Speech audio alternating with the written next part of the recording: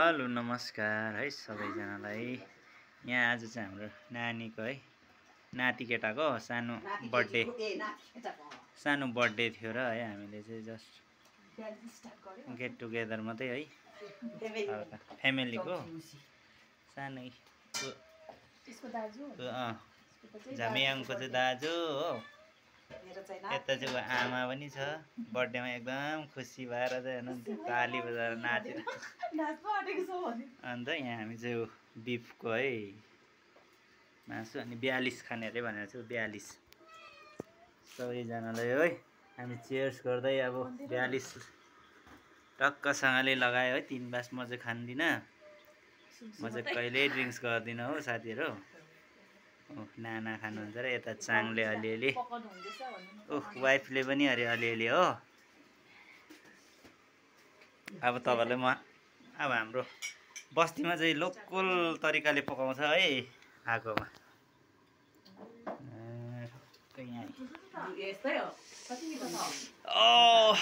वाह सुप, अब हड्डीको सुप है साथीहरू। लोकल हाम्रो भिलेज लाइफ भनेको चाहिँ यही हो है। बस्तीमा चाहिँ यस्तो मजा आउँछ। अब ग्यासमा चाहिँ मिठो हुँदैन नि त है, हामी चाहिँ यसरी आगोमा पकाएको चाहिँ एकदम मिठो हुन्छ। कस्तो हुँदो रहेछ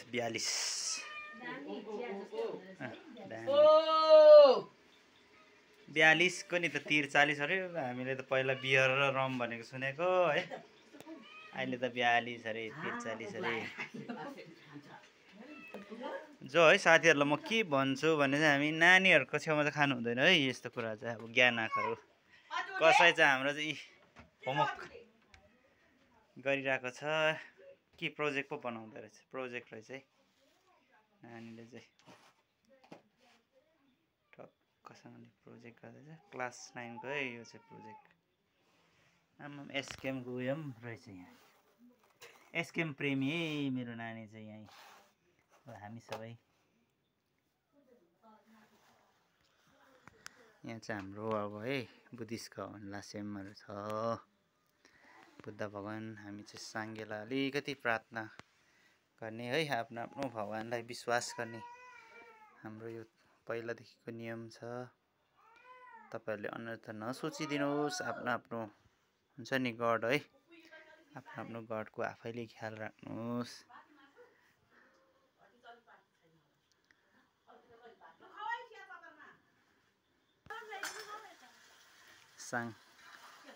चिया बनाएको छैनौ? स्या भनेको आइज नि यहाँ। अन्त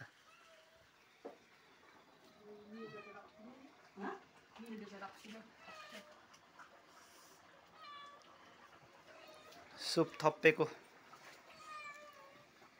वाउ सुप। आमा बाप आउँदैछ है साथीहरू। सुप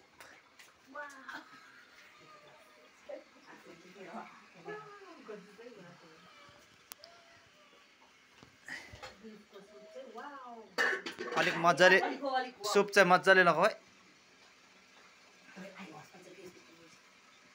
ताम्पाङबाट साह्रो चुचुको चाहिँ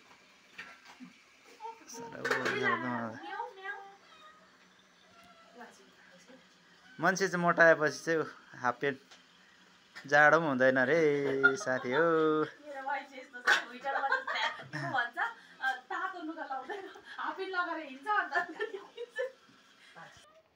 लो आउनु बेबी, हामी चाहिँ अब बेबी भन्ने गर्छ है नानीहरूलाई चाहिँ। भन्नु पनि भएन।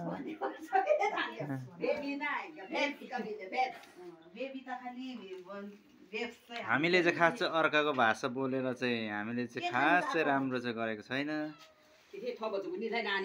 नाङलाई हामीले चाहिँ अब खास तामाङ भाषा सिकाउनु पर्ने, आफ्नो भाषा जातीय। केही चाहिँ नखाओस् न ट्रेन्डिङको नानी टेबल मुनि।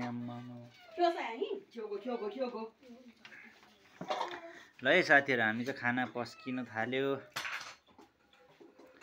आगोमा पकाएको यस्तो बबाल हुन्छ क्या, एकदम मिठो है। नानी आइज अन्ला। लो तातो तातो माम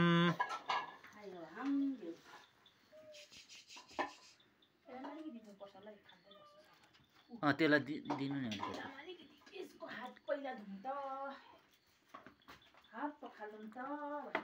42 को चाहिँ तर मैले अस्ति अलिकति चाखेको एक थोपा मिठाई भएन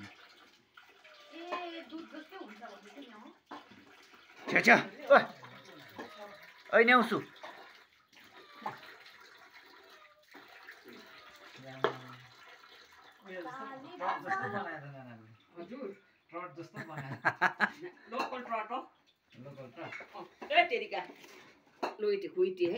लो सब्जी पनि एकदम बिफको आइपुग्यो है बस न अन्त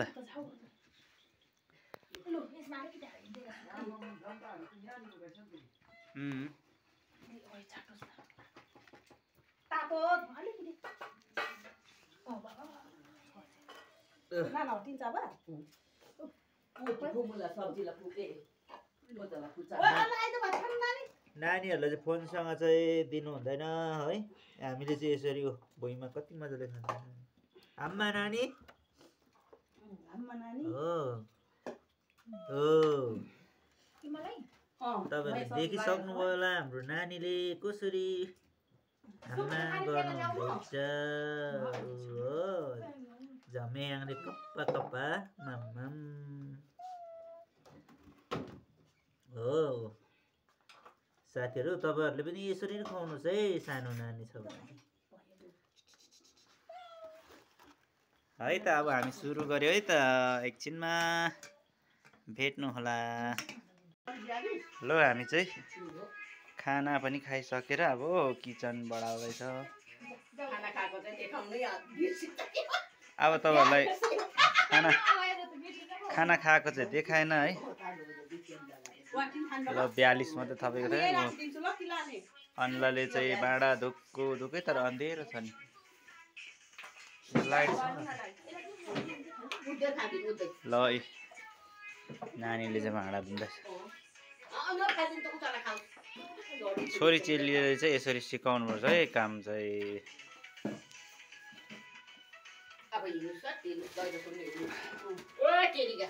अघि भातहरू यो दल्छ भनेर पो त